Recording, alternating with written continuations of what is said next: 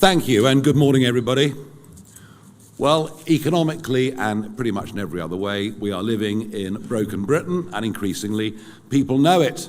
But just have a little think about the economics of the situation. Taxes up to a post-war high, debt exploding, debt repayments becoming unsustainable, the explosion in sheer numbers of those living on a variety and range of benefits, totally uncontrolled mass migration, and certainly not selective migration, and people leaving the country. Not just the Londoms, but wealthy big taxpayers, young entrepreneurs leaving the country. It's a pretty grim situation. And that was all under the Conservative Party. But now we have a Labour government, and we have 8 very long days to go until the budget. I say long days because it just seems to go on forever and ever, and we get a brief or a leak of one kind, and then it's denied, and frankly, no one quite knows exactly what details will be in the budget, but there are a couple of things that we can predict, I think, with a very high degree of accuracy. The first is this budget, like the last one, will be an attack on aspiration, an attack on alarm clock Britain, an attack on those who get up in the morning. This budget will do nothing for the 5.6 million very brave men and women who act as sole traders or run their own businesses, without which the British economy, frankly, would grind to a halt. And I think we can say with some confidence that this budget will be very, very good for those who don't want to work and want to live on benefits, which is very different to a civilized society looking after those that are unable to look after themselves. And it'll be an attack on jobs. I have to say, I thought the budget last year, you can increase the minimum wage for young people, but if at the same time you bring down to £5,000 the level at which an employer starts to pay national insurance, is it any wonder that there are 50,000 fewer under 18s in employment today than there were this time last year, which culturally I think is an absolute disaster. What is clear is that the markets are increasingly nervous. I know that Andy Burnham thinks that doesn't matter, but actually the bond markets in the end are enormously powerful, as Liz Truss's government found to their cost. And amidst all of this, we have a Chancellor who is absolutely hopelessly out of her depth to a level that, frankly, it's embarrassing.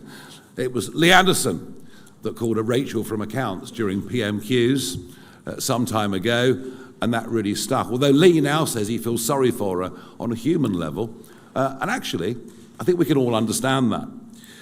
So what we're going to get is a budget that'll be drafted by left-wing think tanks, a budget that'll be drafted by people who've never run a business, who've never had a proper job in their lives, and that's the level of disconnect that exists. Now, I do think we're setting the pace on a number of things. I thought, despite her protestations, I thought a lot of what Shabama Mahmood said yesterday was driven directly by fear that Labour are losing votes, particularly in the Red Wall, to reform. And rhetorically, we would agree with a lot of what the Home Secretary said.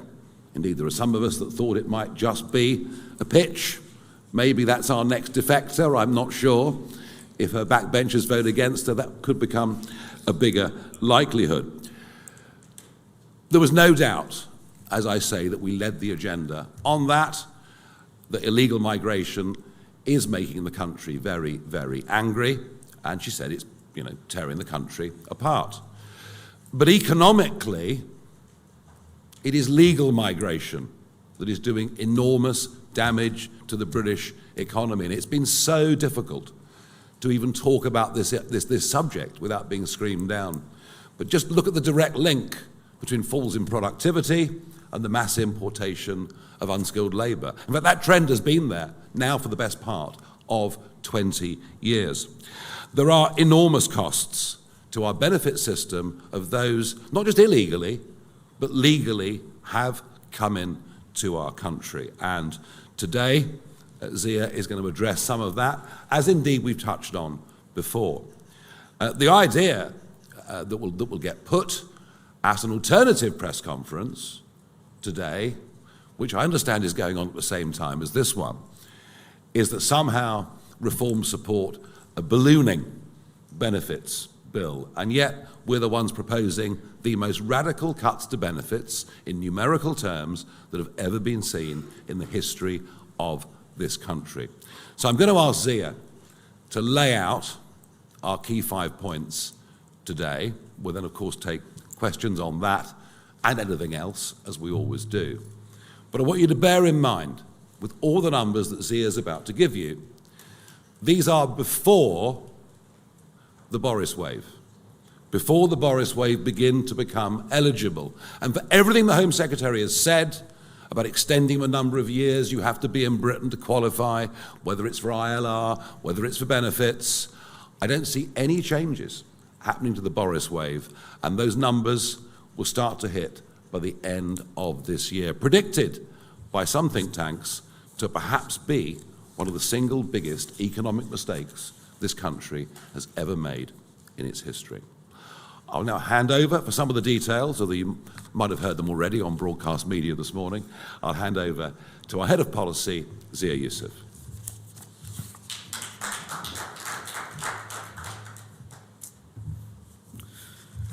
Good morning, everyone. Thank you for coming and for watching, if you're watching this on a live stream. So, tough decisions need to be made is the refrain of the political class for years, decades now. British citizens constantly being told that they need to tighten their belts and they've got to accept paying ever more tax for ever worse public services. While that's been happening, as we're about to lay out, there has been the most extraordinary ballooning of British taxpayer expense being funneled to foreign nationals, including on our own shores, that you could possibly believe. The British state exists to serve British citizens. That is quite a radical idea these days in Westminster, which is why Nigel gets heckled whenever he says such a thing inside the House of Commons. But that is what it is for. And so, yes, we agree. The country is in an enormous amount of debt, closing on £3 trillion, thanks to the Tories, almost tripled it on their watch. We basically have no economic growth to speak of whatsoever. Real wages have barely done anything for people in this country for the last 2 decades, and we've seen the tax burden on people in this country, tax as a percentage of GDP, at World War II highs. Again, as Nigel said, we can thank the Tory party for all of that. The question is, who is going to bear the brunt of these, quote, tough decisions? And here's our perspective. It is foreign nationals who should first bear the brunt before we ask any British citizens to make sacrifices. And that is the fundamental fault line right now in British politics.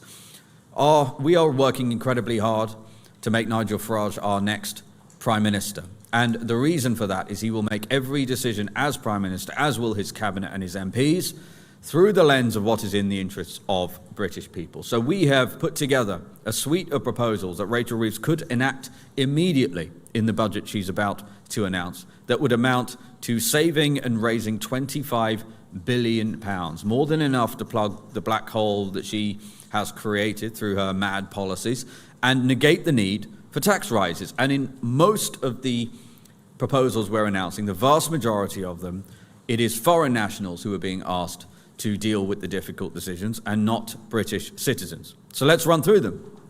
The first one is welfare. Now, we've already announced that our belief is UK welfare should be for UK citizens. I think that's an entirely reasonable position. And yet the fastest growing line item in any welfare bill you look at where we actually have data is indeed foreign nationals. And data is a key point. One of the reasons why the establishment is so worried about Nigel becoming Prime Minister is because we will no longer hide the data on all of the line items of the welfare budget and usage of the NHS by foreign nationals. The government, the Tory government and Labour now, continue to hide most of the line items in terms of how much demand there is on those services and welfare programmes from foreign nationals. The exception is universal credit. And yeah, universal credit has been ballooning in terms of foreign nationals utilising it. So we are saying we will no longer, the British state should no longer pay universal credit payments to foreign nationals. The bill for that will be, in terms of how much that would foreign nationals are taking from universal credit is £8 billion this year. We have assumed a 3-month notice period to be reasonable, and therefore if Rachel Reeves were to enact that policy, that would be £6 billion of savings this year. The next one is foreign aid. It is unconscionable that British citizens and taxpayers should be asked to fund foreign aid programs when, for example, 15-year-olds in Wales have a lower educational attainment than 15-year-olds in Turkey.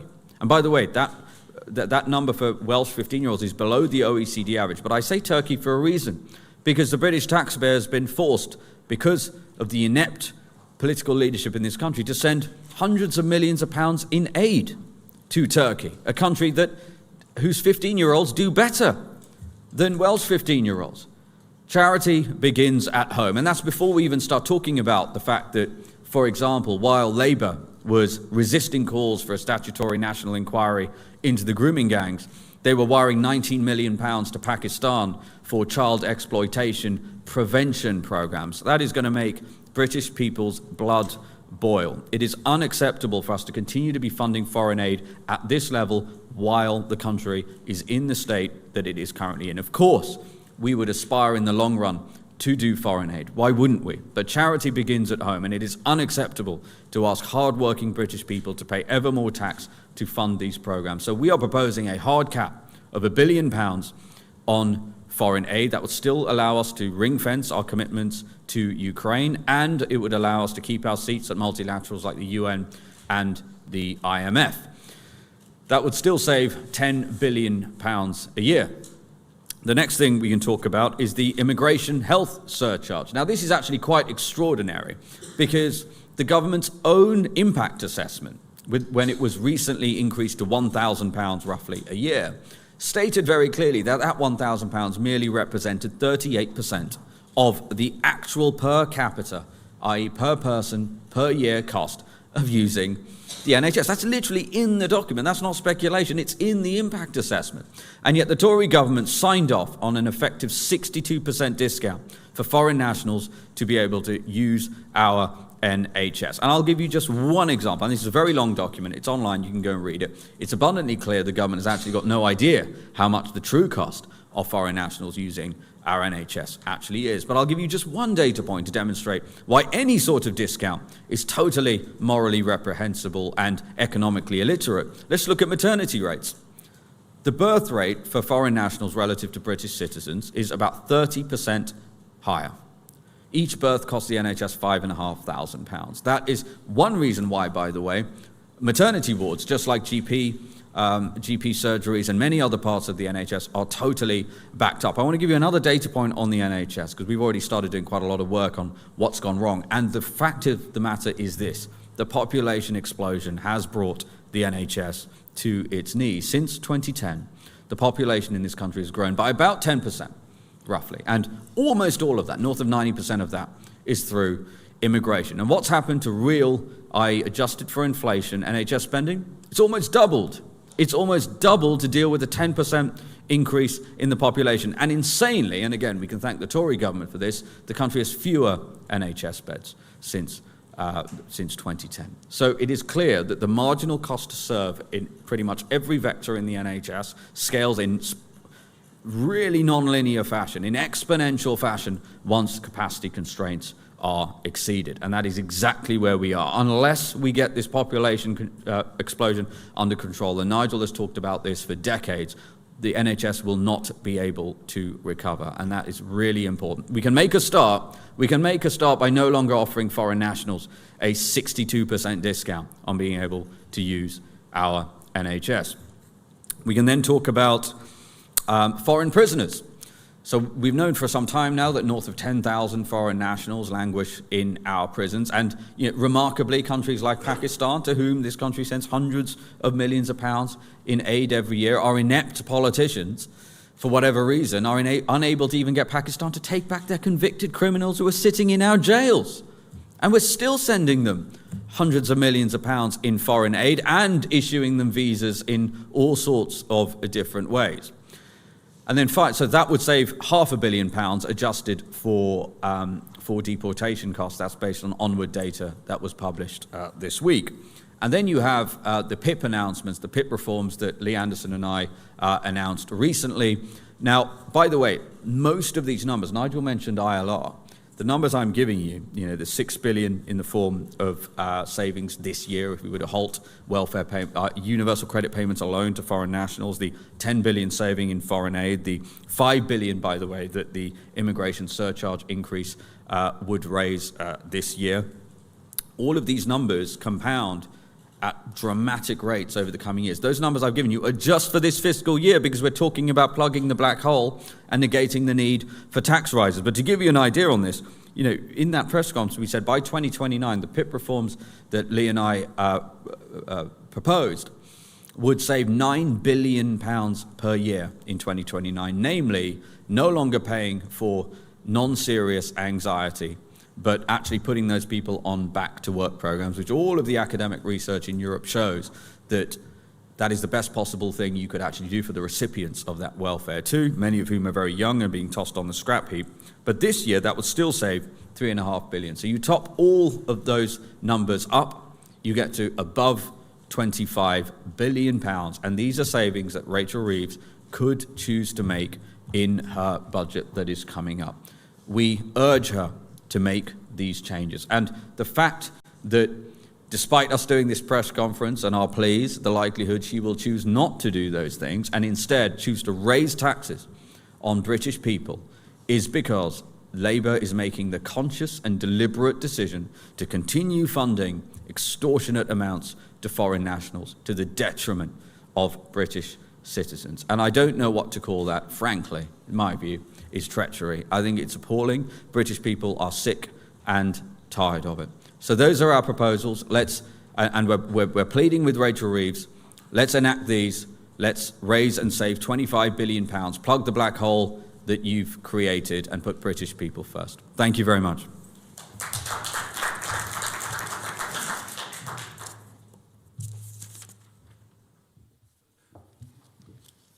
Zia, thank you. And that is the central message of today's press conference, that putting up taxes in this budget is a choice.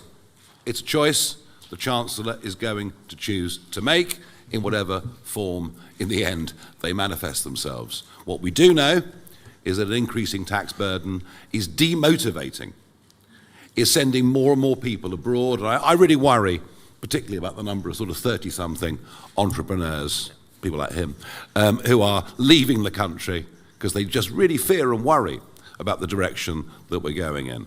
And once again, I want to reiterate, we as a party are proposing massive cuts in spending, and particularly massive cuts in welfare spending. And we're the first people really to have the courage in modern times to lay any of this out. Now, as ever, we will take our questions, beginning with our favourite broadcaster, the BBC, and Alex Forsyth. Thank you very much. You are talking again today about some pretty big numbers, 25 billion. Can I just press you on the workability of some of what you've announced? You said you would stop foreign nationals claiming universal credit, including those with EU settled status. That's protected by the withdrawal agreement. What gives you any sense that the EU would renegotiate that agreement? And if you say you'd act unilaterally, have you done any analysis of the potential costs when it comes to possible retaliation by the EU, including on trade? Well, firstly on the point, on numbers, the last accurate figures we have are 2015, at which point there were 4 times the number of EU nationals in the UK getting benefits as there were UK citizens in Europe receiving any kind of benefits. But the numbers since then have exploded. Yep, and so since then, the number of EU nationals in the UK claiming welfare has increased sevenfold. So the facts on the ground have changed. And therefore, look, we have a choice here. Either you have a government, which we've had now for years, that throws their hands up in the air and say numbers like, for example, foreign nationals claiming universal credit, that was 950,000 about 3.5 years ago. 3.5 years ago. That number is now 1.3 million. That's 350,000 more foreign nationals claiming universal credit in this country. That's happened in 3.5 years. So you tell me this, are we supposed to just stand by and allow that get to 2 million, 2.5 million, 3 million? Or are we actually going to say, sorry, we actually need to renegotiate this because this is patently unfair? Well, I think the whole relationship with the European Union needs renegotiating. It appears that the Starmer approach is surrender, surrender, surrender, starting with our fisheries, starting to make contributions again. I mean, the whole thing is mad. It is most certainly not what people voted for. And they were very, very clear. You know, Labour in the general election were very, very clear there'd be no back turns at all on our relationship with the EU, and there've been several already. But look, you know, the relationship clearly on this, and given the explosion of numbers, the relationship is hopelessly out of kilter. We'd like to negotiate something with the EU to show we're good neighbours on a reciprocal and fair basis. Jack Carson, next up from GB News. What impact do you expect the increase in the NHS surcharge to have on waiting times? And is that money is that ever going to be reinvested into public services, or is that only ever going to be a saving for the public purse? And just on the Home Secretary's announcements yesterday, do you think that they will stop the boats?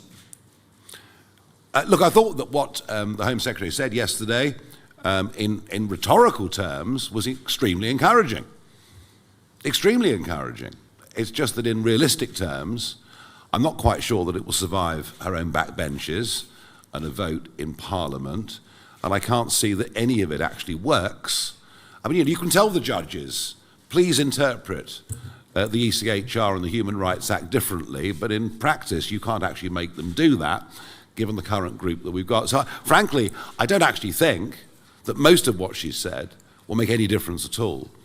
And as for the gimmick, you know, we're going to take away people's watches and earrings, and I mean, this is just never going to happen. And even in Denmark, which of course is what they were citing, even in Denmark, I think only 17 people have had valuables removed from them. And by the way, Denmark too, now beginning to struggle with its own policies directly as a result of the European Court of Human Rights. So look, rhetorically, fine, following very many of the things that we've been saying for some years, but in practice, I doubt much of it will actually happen. Yeah, and on your question regarding the NHS, look, we've made this press conference, and our proposals are to plug the current fiscal black hole that Rachel Reeves has created so that it is not necessary for her to raise taxes on British people. With regards specifically to the NHS surcharge, you actually read that impact assessment. The changes we're proposing would not have that meaningful delta on demand. Even if it did, frankly, there's far too much immigration in this country. Yeah, thank you. Jasmine Cameron Chilesh, ITV News. Thank you. Jasmine Cameron Chileshi, ITV News. You say these cuts will raise around £25 billion. Is it your expectation that if they go ahead, a reform government wouldn't have to increase taxes such as national insurance or income tax? And just secondly, if I may, the Home Secretary has urged you, Mr Farage, to quote, sod off after you suggested she was auditioning to join Reform. What's your response? And just to confirm, would Reform MPs vote with the government on their asylum changes if needed? Yeah, I did notice actually Robert Peston arriving in the room just as we started. Well, she seems to quite like using bad language, doesn't she, the Home Secretary? There's been quite a bit of it over the course of the last 48 hours or so. I mean, look, for her to say she's not in the least bit interested in what Reform has to say is clearly utter rot. They're obsessed with what Reform has to say. Just look at every Prime Minister's questions on a Wednesday and look at the Prime Minister or every other front bencher that gets up in any single debate. And if Reform didn't exist, would she have made those announcements yesterday? No, she would not have done. In terms of the vote, and then I'll pass to Zia, in terms of how would we vote, well, in terms of the rhetoric, we support it. But in terms of the reality, why would we vote for something if we're convinced that it can't actually work? I also wonder, when will this actually come before Parliament in the form of primary legislation? Or is this just another, as we saw with Rishi's Stop the Boats, is it just another of one of these big performative exercises to say to the Red Wall audience, look, we're really with you. You don't need to go away and flirt with those ghastly reform types. When is this actually going to come before Parliament? Because there are many other things this government have promised that haven't yet made their way through primary legislation. Yeah, and listen, I would just comment, my personal perspective on this is that it was Keir Starmer who accused Nigel of being racist, if you remember. And I put it to you that if Nigel Farage had sat at a press conference and announced that a reform government would start taking jewellery away from people coming across on small boats, Lord only knows what would have happened. And I take great exception to that, actually. I do take great exception to that. And I do also, one of the points about that particular policy is my view is clearly entirely performative, because I don't know who they think is coming across by small boat. It's not 50 Cent and Lil Wayne, and so therefore taking their gold chains away is not going to raise anything like enough money to make any dent on the asylum budget. But look, the savings that we have outlined here, as I said, we've put them together carefully because they are things that Rachel Reeves can actually enact. Case in point being, for example, we have put in a 3-month notice period on the ending of universal credit payments. These are things, these are not fantasy, these are real things Rachel Reeves could choose to do. And as Nigel said, these are choices Labour is making. Yes, and it's before. It's before. Just look at the graph, look at the trend, look at those that will get benefit rights over the course of the next 3 years, and understand that the numbers we've talked about today will be significantly bigger by the end of this Parliament, which won't be in 2029. I'm pretty confident about that. Moving on, Tamara Cohen, Sky News. Thank you, Tamara Cohen, Sky News. You're talking about finding these massive savings. Reform are in power in various councils. You promised massive savings then. They've struggled to find those savings, and many of them are looking at raising council tax. Why should voters feel reassured it'd be any different if you were in power nationally? I did not make a single promise, not a single promise, in that election campaign that we'd be able to freeze or cut council tax. I never said it once. And do you know why? Because I realised the massive debts that we were inheriting from those county councils. It's such a shame.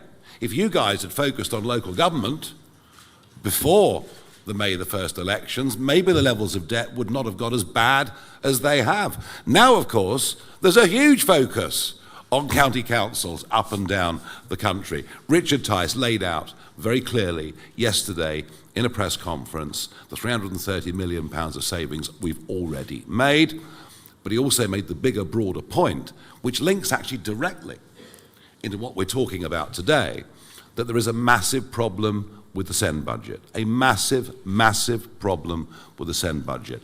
And this is going to need national government to work with local government to reduce those burdens. And it's a case of overdiagnosis, it's a case of misallocated budgets, it's a case of some of the most extraordinary expenditure. I mean, I wouldn't mind owning a taxi firm in Lincolnshire. It sounds like very good business.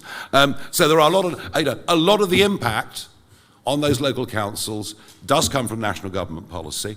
Are we determined to make changes? Yes. Will we cut debt? Yes. But can we give people a free ticket at this moment in time on council tax? No, and I never, ever thought we would be able to at this stage. But I think the analogy that was given yesterday, if I listened carefully enough, was that we're 12 minutes into a 90-minute game. Did I get that right? Well, there you are. Marvellous. Let us move on to Martin Beckford from the Daily Mail. Thank you. Just following on from Tamara's question. So will you be content if reform-led councils increase council tax by the maximum allowed 5% next year, or will you tell them they can't do that? Thank you. Well, we can't tell them what to do. It's not, I mean, they are their own living, breathing organisms. I would very, very much hope that any council tax rises will be limited to inflation. That is very much my aim and aspiration for our councils. But I repeat the point. If you actually look at the numbers, we have inherited massive, massive debts. Massive debts. It isn't just at a national level that the country's in trouble, it's in big trouble at a local government level too. But I would just want to say one more thing, if I can, on this, and it is that last year 7 county councils had their elections cancelled in the name of local government reorganisation. This year, we understand, and in fact the Times I think have covered this better than any other newspaper, that the leaders of those Tory councils are urging the government to postpone the elections again because they're worried that reform might win them and oppose the local government reorganisation. I mean, imagine that. Imagine a democratic will of the people being discovered. So we would challenge very strongly the government and say, let's go ahead with the 7 county council elections. And by the way, part of that debate will be how we've run the other county councils. Let the public judge. So I would urge that otherwise you're going to have elected Conservative county councils who will, by the time this proposed local government reorganisation goes through, have actually sat in their positions for 7 years. And I think democratically that's unacceptable at any level. Martina Bett from The Sun. Thank you very much. You want to cap foreign aid at 1 billion, but do you think that should come with conditions? For example, making every penny of that conditional on countries taking back illegal migrants, for example, and if they refuse, then they get nothing. And just quickly, on the confiscation scheme of jewellery and other assets, are you saying that you're against that?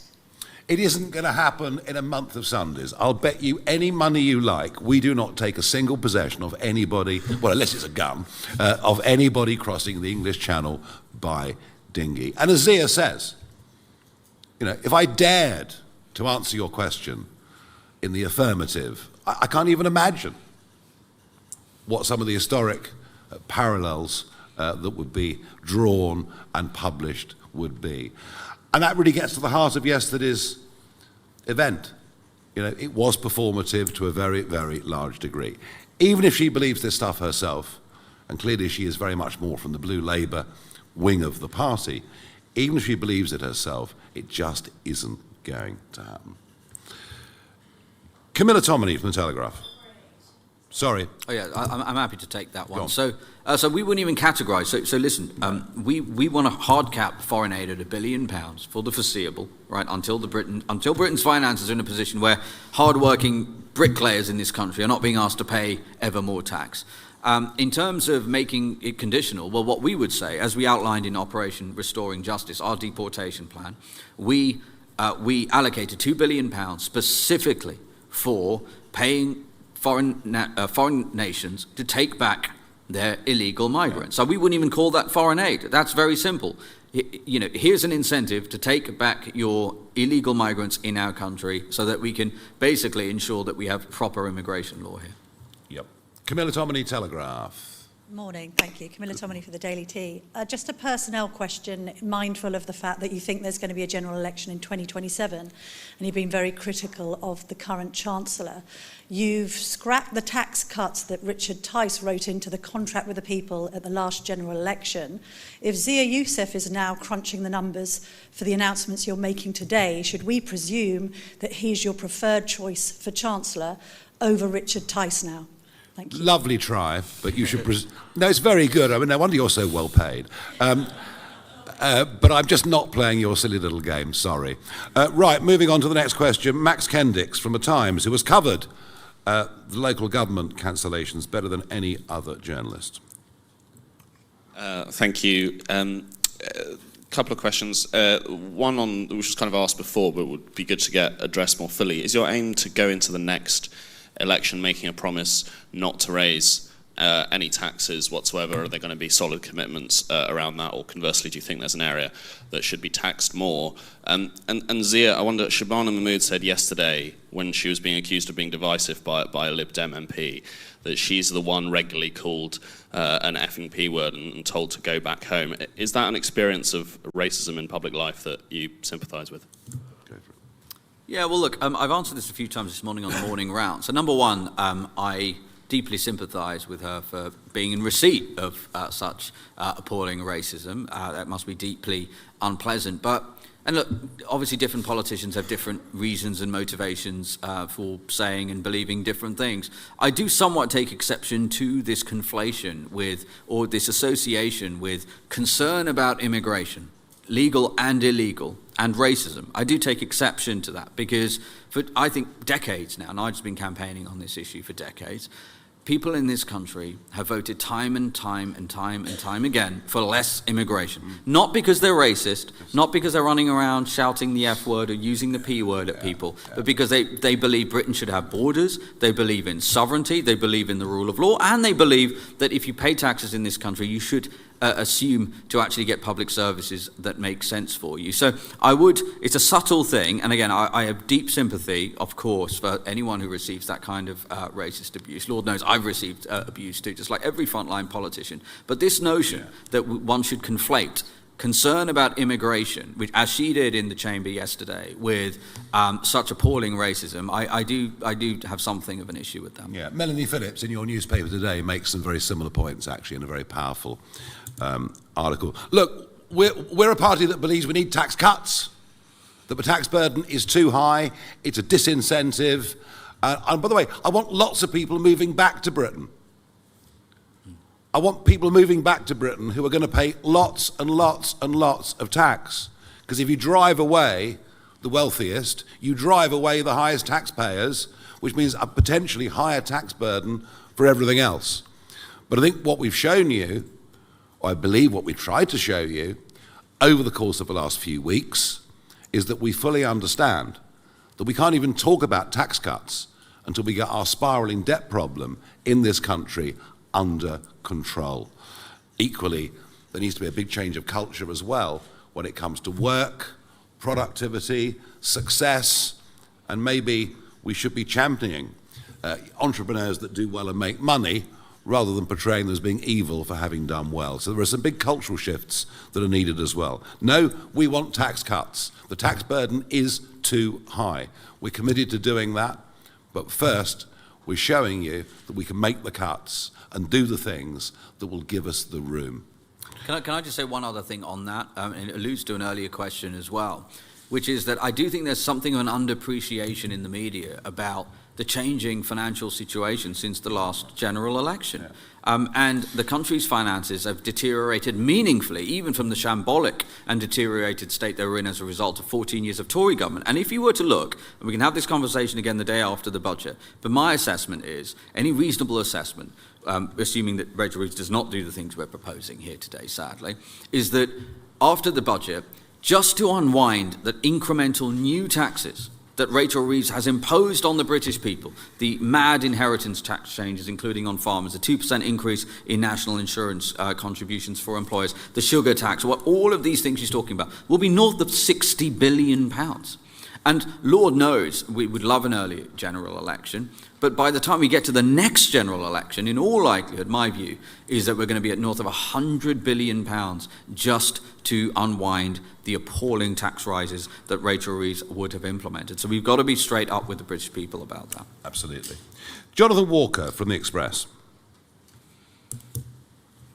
Thank you, Nigel.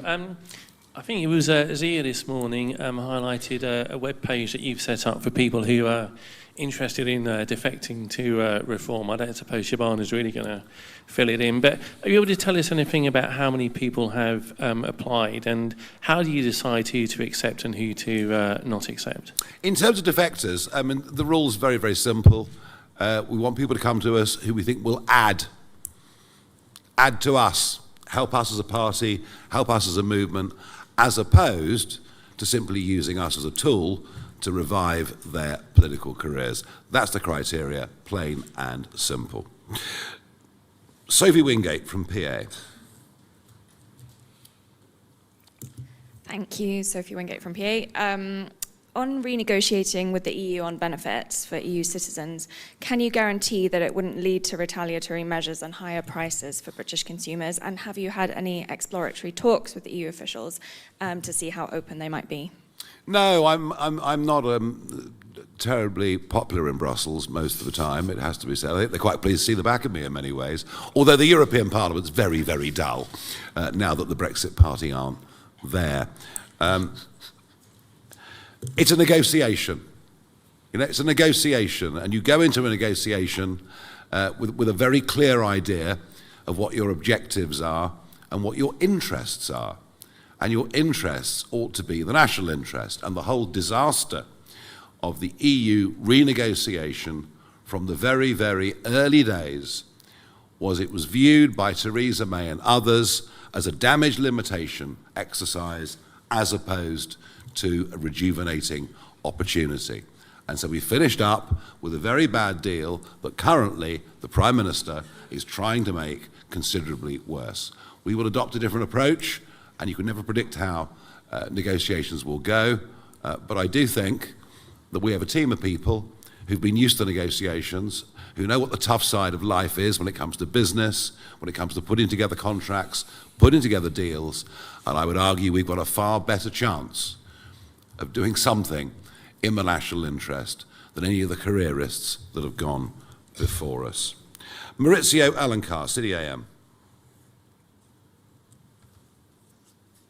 Hi, Maurizio Alencar, City AM, thank you.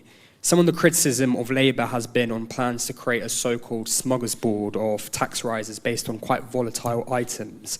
But then this package is also talking about some volatile items such as net migration. So, is this savings package and slight surcharge fees package also not based on very sort of unpredictable forecasts? Thanks. No. Just have a look at the graph. I mean, your City AM, for goodness sake. Just have a look at the trend. The trends have now been well established for several years, and actually the numbers are getting worse, and the predictions for those numbers, whether it's PIP, whether it's universal credit, all of this will be considerably worse this time next year and even worse the year after that. The trend is very, very clear. And this is about arresting and turning around that trend. Yeah, and I would just add to that, the only number that could in any way be described as being reliant on a variable is the one on IHS that you flagged, the immigration health surcharge. The 5 billion number we just touted as being the saving is based on the current OBR forecast for net immigration. But I also said in my speech, because we've done the numbers on this, if they cut net immigration to zero, which is what our policy is, it would still save north of 3 billion quid. So that's still 23 billion pounds, more than enough to negate tax rises. Emilio Casaliccio from Politico. Hi, thank you very much, Emilio. You say that you made no specific promises about council tax before those May elections, but reform local groups did make very clear promises. So what will you do to keep better control over what these people promise on essentially your behalf in local areas? And are you able to say something just a bit more in general about that experience, what councils, these reform councils are finding, the challenges that they're finding in terms of saving money or in terms of making difficult decisions for savings that actually are proving very unpopular or the government won't let them do? What have you learned from this experience of some form of governance about what you should be promising ahead of the election and how a reform government might need to kind of temper expectations? I was incredibly careful in the run-up to those county elections not to make false economic promises. And I promise you, you will not find a leaflet officially sanctioned by the party. You will not find a clip or an excerpt of anything I said on the street or on camera or to you or wherever it may be where I made any false claims about tax and council tax. And I can assure you, having travelled and having met, I can't even think, but probably 800 to 900 of the 1,300 people that stood, 600 people that stood for us, I didn't hear anyone making false promises on council tax. So I think, the messages that were coming from the central party through the senior membership team were very, very loud and clear. Lessons, I think, getting anything to change in this country is difficult. It's difficult because of inertia. It's difficult because of the status quo. It's difficult because there are plenty of people living in the marzipan layer, on a public sector with the promise of great pensions, with maybe not the longest working hours in the world, many of them thinking since the pandemic that actually work from home was a suitable alternative. Getting things to change is hard. I think that's perhaps the biggest thing that I take from these first few months. And that is to a very large extent why, it's getting back to the Express question really, that's very much why Danny Kruger has come into the party to oversee a team, to think, how are we going to deal with those challenges with Whitehall and elsewhere. But yeah, that's my big takeout. Okay, we're rattling through. Will Hazel from the iPaper. Thank you. Do you support Shabana Mahmood's plan to deport the children of failed asylum seekers? Because I think earlier in the year, Reform rode back on plans to deport the children of illegal migrants in your mass deportation plan. Look, you know, my job is not to make your life easier. And so I'm going to say this. The absolute priority with deporting those who've come illegal are young, undocumented males of fighting age, many of whom will do great harm in this country to women, to girls, join crime gangs, and that is the absolute priority, and that remains my answer. Lucy White from Bloomberg. Thank you. I wanted to ask about steel. At the moment, the EU has proposed much higher tariffs on steel that we are trying to negotiate our way out of. If you were to torpedo relations with the EU by, for example, withdrawing from the ECHR or by treating their citizens here differently to the way we treat our own, how do you expect that to impact on these industries that are so reliant on our relations to the EU? Because the steel industry has said the tariffs at the current level that the EU is proposing would be incredibly damaging. No, and I understand that, but that's all part of a negotiation, isn't it? That's all part of a negotiation. And, you know, when you're negotiating against someone that sees weakness, they will keep hammering you. You know, that is the world that we live in. And we've shown weakness since 2016. Time after time after time. And frankly, under Keir Starmer's leadership, it is craven weakness that we're seeing on fishing and everything else. So yes, these are issues, as are trade issues around the whole of the rest of the world. But this is about a complete reset of our relationship, and one that is much more in our national interest. And, you know, steel is a very difficult subject anyway. I honestly don't believe that if Richard Tice and I had not gone up to Scunthorpe on that day, I honestly don't believe this country would be producing any primary steel at all. And that moves on to a whole bigger debate on energy and the sheer catastrophe that net zero, that the attempt to become the Saudi Arabia of wind, and onto this government, is for not just our traditional manufacturing industries, but forget data centers, forget AI, forget crypto, forget the entire 21st century economy. If we continue with our current energy policy, we simply won't be competitive and won't be able to do it. And energy will be, you know, very much, I think, a centerpiece of what we fight the next general election on. George Eaton, New Statesman.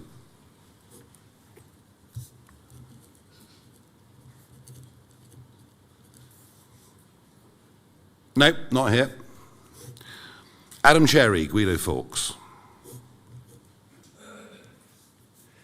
Thank you. The Chancellor next week is set to announce a milkshake tax. What is Reform's position? My favourite subject. Right.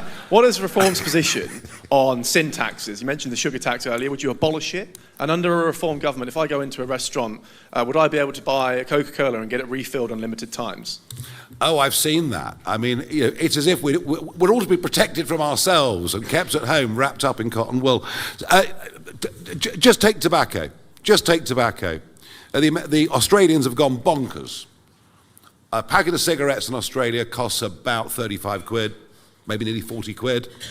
So if you're living in Melbourne and you're in a criminal gang, forget cocaine. There's no money in cocaine. The money's in fags. And as a result of this, there have been 40 premises firebombed over the course of the last 2.5 years, as the tobacco gangs fight against each other and burn out shops that are selling under-the-counter cigarettes. And you can go back to Adam Smith, if you like, who talked about brandy taxes. And if brandy tax is too high, guess what happens? You get smuggling.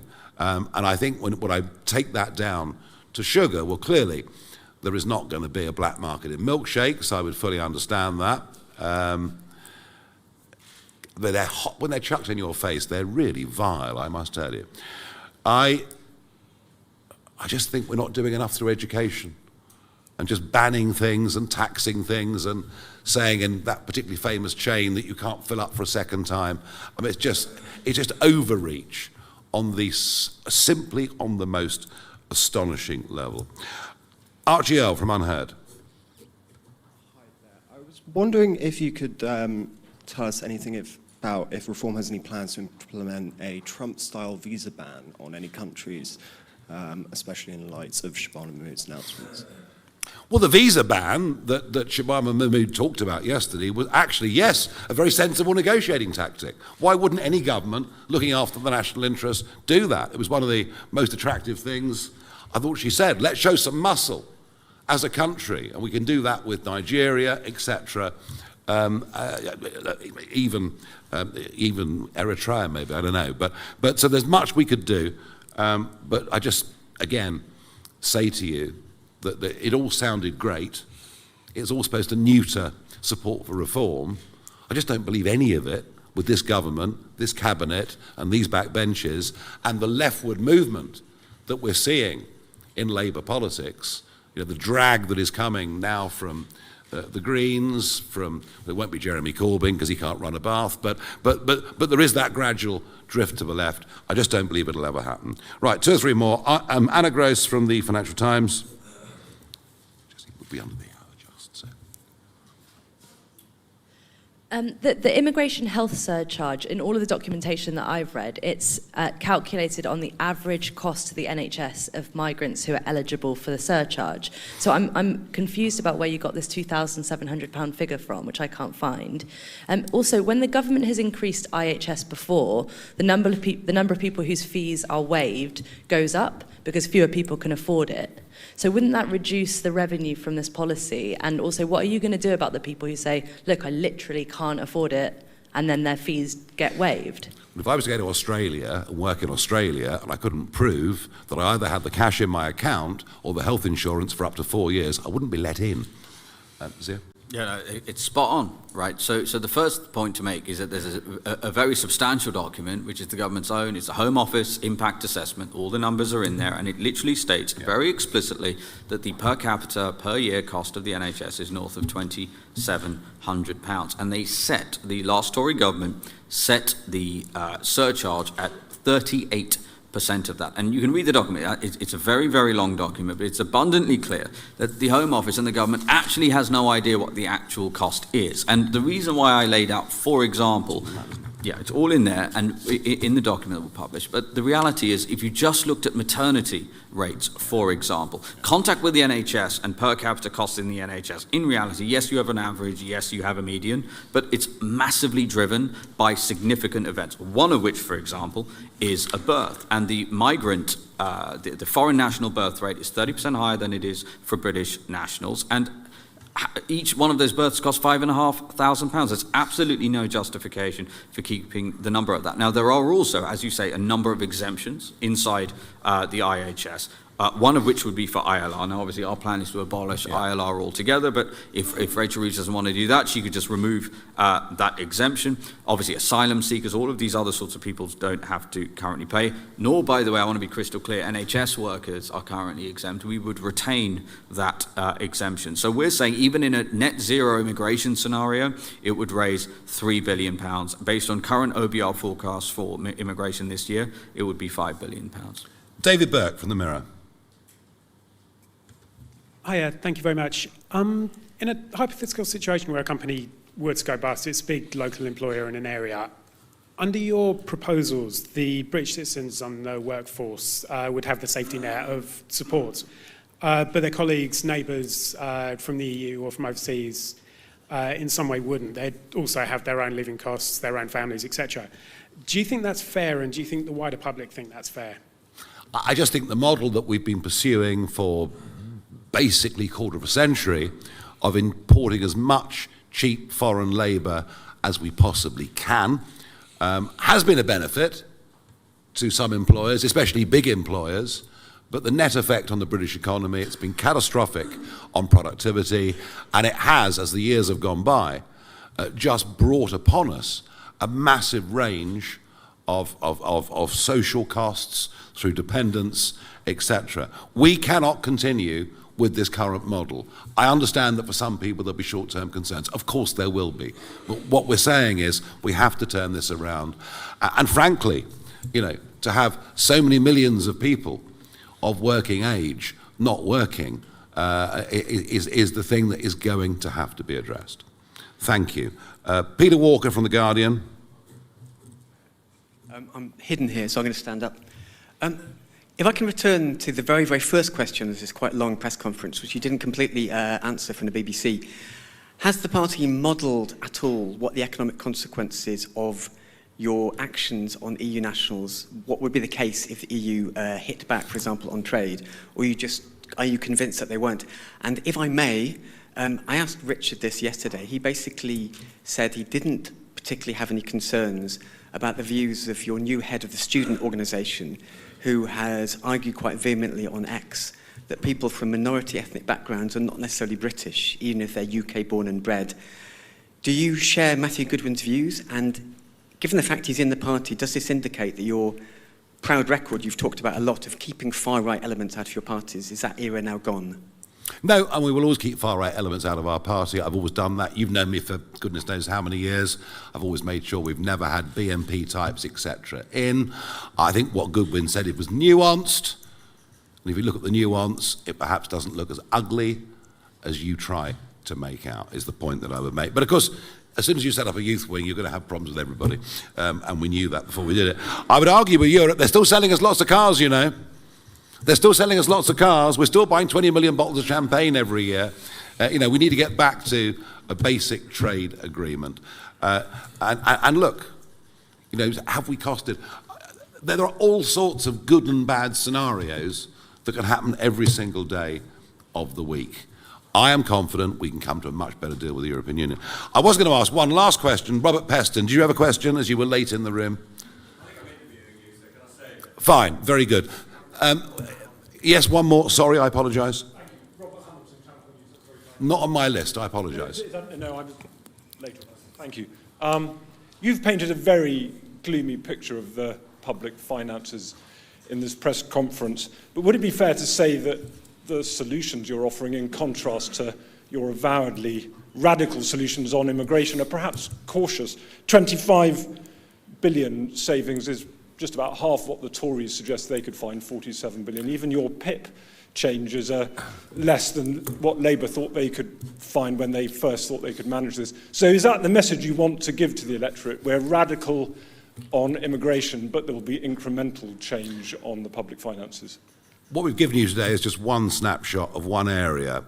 We might remind you of what we said about the Boris wave and indefinite leave to remain and what the cost of those individuals are likely to be over the course of the coming decades. 200?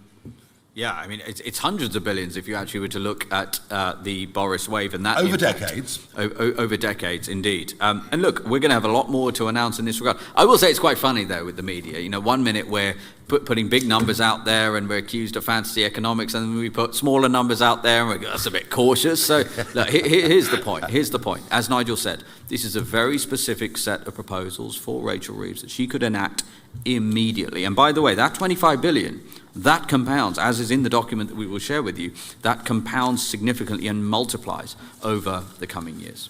Thank you, everybody.